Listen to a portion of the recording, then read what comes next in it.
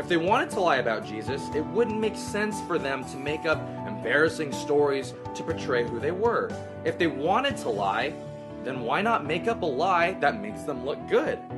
Well, I mean, for one thing, the people that are in the Gospels are not the ones that are writing the Gospels. So you're talking about people completely removed from the situation that are writing embarrassing, what you would consider embarrassing, they wouldn't consider embarrassing, but embarrassing facts about people that they don't know. How is this any kind of like against interest? Like, it's not against the author's interest because he's not the person that's in the story being made fun of. Like, for instance, in all of the Gospels, the disciples are bumblefucks. They don't know, they wouldn't know their ass from a hole in the ground if it wasn't for Jesus telling them that, hey, that's not your asshole. My point is, that's not an embarrassing fact. In fact, it is a theological thing that's placed into the Gospels to represent the tribes of Israel. Because all throughout the Old Testament, the tribes of Israel are also bumblefucks.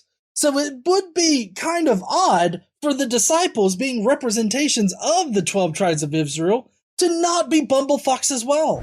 Well, does the Bible record anything embarrassing? Yes, Jesus called Peter Satan. That's not a good name to be called, by the way.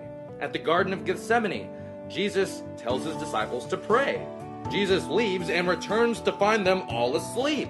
So he wakes them up, tells them to stay up and pray, but they fall asleep again.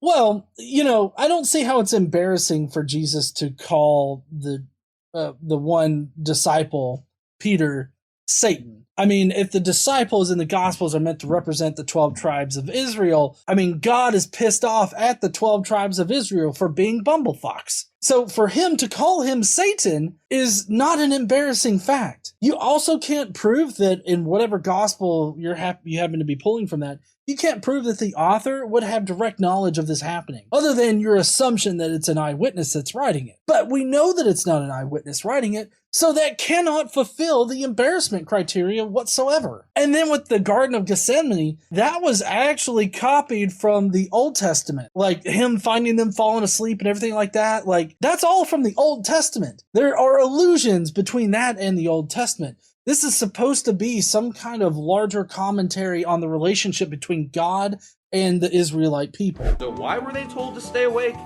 Because Jesus was arrested right after that. Oh, and what happened when they were surrounded by soldiers ready to arrest Jesus? All his disciples book it. They ditched their best friend in a heartbeat. Then Peter denies Jesus 3 times, pretending he didn't know him. One time to a little girl.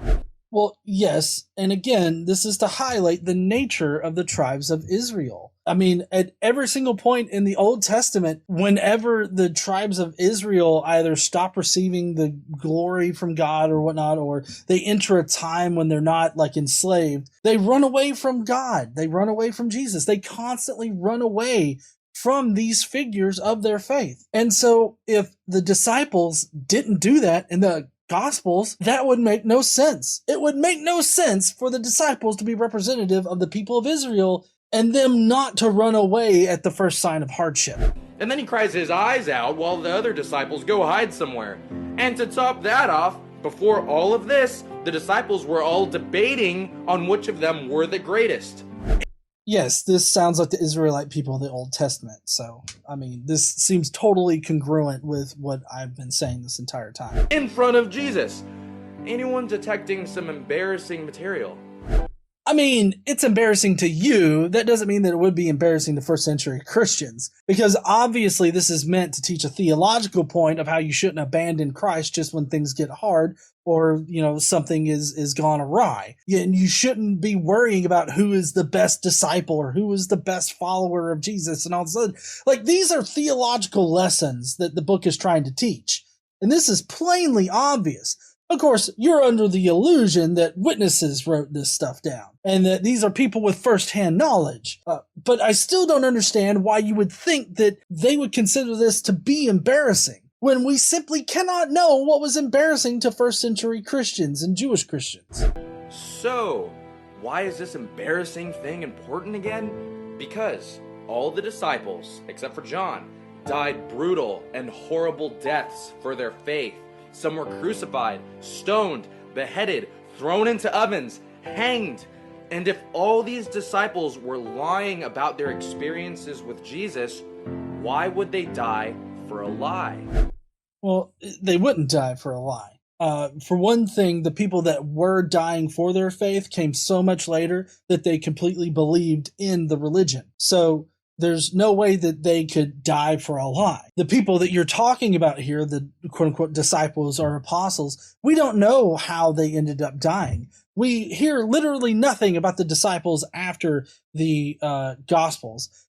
With the exception of Acts. Acts is historical fiction, though, so I don't really count Acts. But we don't hear anything about the disciples after, they've served their purpose in the Gospels. So we don't know how they actually died. If they really died for their faith, if they were given a chance to recant or anything like that. We don't even know that for Paul or Peter, who were eventually killed, but we don't know if it was because they were killed for their faith and they wouldn't recount their faith or whatever. But regardless of all of that, just because somebody died for something they believed in does not mean whatever they believed in was true. You can totally die for a lie. That's a totally natural thing that happens even to this day. So your whole idea here that these people wouldn't have died for a lie is just wrong. All they had to do was renounce their faith. They would only have to say, okay, I was wrong, Jesus wasn't God, then their lives would be spared. Why would they all be willing to die? Citation fucking needed that they were given that chance. So, I mean, like a real citation, not just Acts, whatever in the fuck. I'm talking like a real historical citation here. Just give me a citation for where their deaths are recorded and where they were given a chance to recant their faith. I would love for you to do that. My guess is you can't. You know what their embarrassing stories tell me? That the authors weren't concerned with themselves. They were concerned with relaying truth. And you seem to be very much wanting to just believe what's in your holy book. You're just wanting to believe that it's all true. That's what this entire video kind of indicates to me. So that's going to be it for the video today. Just to stick with the whole rating system, I'll go a little bit better. I'll give you 2 crucifixes out of 5. The reason why I'm doing this is because it's a whiteboard video, but you've done it very nicely. And the second reason is that you're left-handed and you're still a Christian. Christians used to think that left-handed people were satanic or, somehow possessed by the devil. So that's kind of a give me. It's like that free space on bingo. Being left-handed and talking about Christianity, I feel like that deserves a little some kind of recognition. So you got 2 crucifixes out of 5.